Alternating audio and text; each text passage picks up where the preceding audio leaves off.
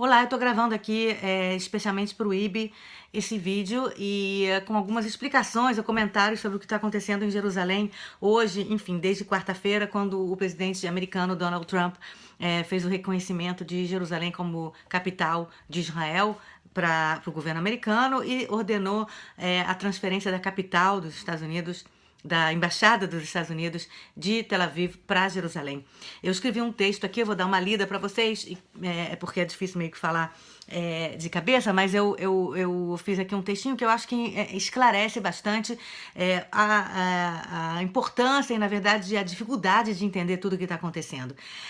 Eu escrevi o seguinte: o reconhecimento de Israel como capital pelo presidente americano Donald Trump é um evento com grande simbolismo, mesmo que na prática não seja realmente uma mudança significativa.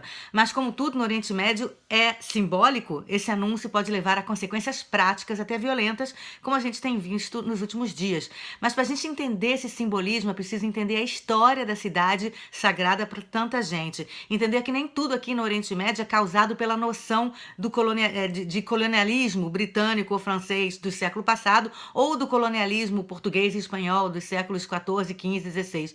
Não se trata da pergunta de quem controla mais território em quilômetros quadrados. Não é uma questão de expansionismo territorial para a exploração de recursos naturais de algum lugar.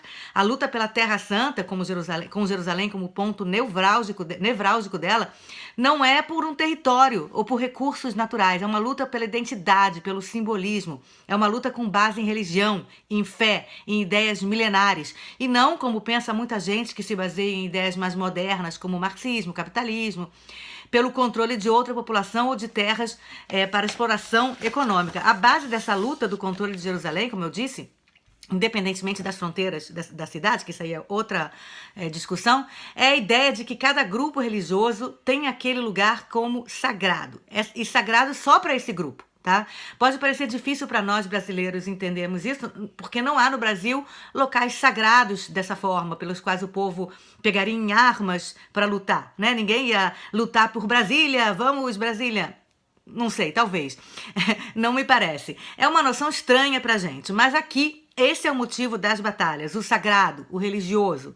E por quê? Porque essa noção de um local divino está na base da identidade dessas religiões, na base da história que cada grupo conta sobre si mesmo e que define esse grupo. Para os judeus, por exemplo, o fato de que há 3.000 anos havia em Jerusalém um templo, o templo sagrado de Salomão, que seria a morada de Deus na terra, é um dos maiores pontos de definição da identidade judaica. Junto com as histórias de Abraão, de Moisés, outras histórias bíblicas. Eu não vou entrar aqui na discussão histórica se houve mesmo um rei Davi, se houve rei Salomão. Isso com perdão aos historiadores e aos arqueólogos, é irrelevante. O importante é que os judeus acreditam nessas figuras e a partir delas construíram essa identidade, sua identidade como grupo.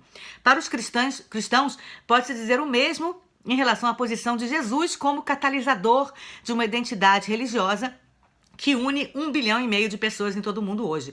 Cristo morreu e ressuscitou em Jerusalém, que se tornou então a cidade-chave para essa identidade. O mesmo se pode dizer dos muçulmanos que chegaram na região, que chegaram a toda a região da Palestina, naquela época chamada Palestina. Isso eu faço um outro vídeo depois para explicar como é que essa região começou a ser chamada de Palestina. Mas eles chegaram nessa região no século 7 depois de Cristo, quando os judeus já tinham sido expulsos da cidade e se espalhado pelo mundo. Alguns ainda ficaram em Jerusalém, claro, mas como uma pequena minoria. Para os muçulmanos daquela época, isso é importante entender.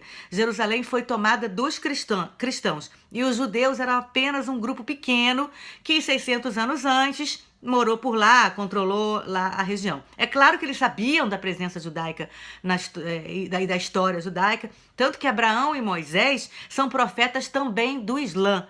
Mas o controle judaico na cidade era tão remoto, de tanto tempo atrás, que os muçulmanos começaram a acreditar que os judeus bíblicos da época de Salomão, da época de Davi, tinham sumido. Não eram os mesmos daquela época e não são os mesmos de hoje.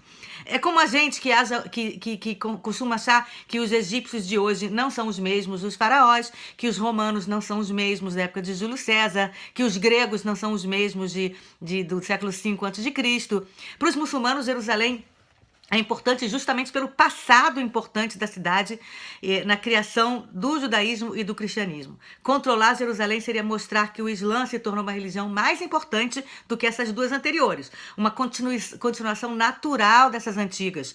O Islã seria a religião final, uma continuação das outras que agora seriam obsoletas.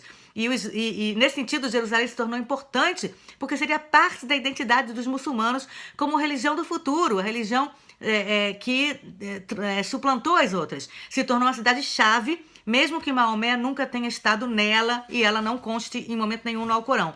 Mas o mito de que Jerusalém foi o local onde Maomé subiu aos céus em seu cavalo. E esse mito transforma a cidade no terceiro local mais importante, mais sagrado para o Islã hoje em dia. O que acontece em Jerusalém, então, é uma luta de identidades, uma luta religiosa, de povos, de ideias. Israel afirma que a cidade é base de sua identidade há 3.000 anos. O mundo árabe muçulmano diz que a cidade não era mais judaica quando eles chegaram há 1.400 anos e que foram os muçulmanos que controlaram essa cidade por centenas de anos e que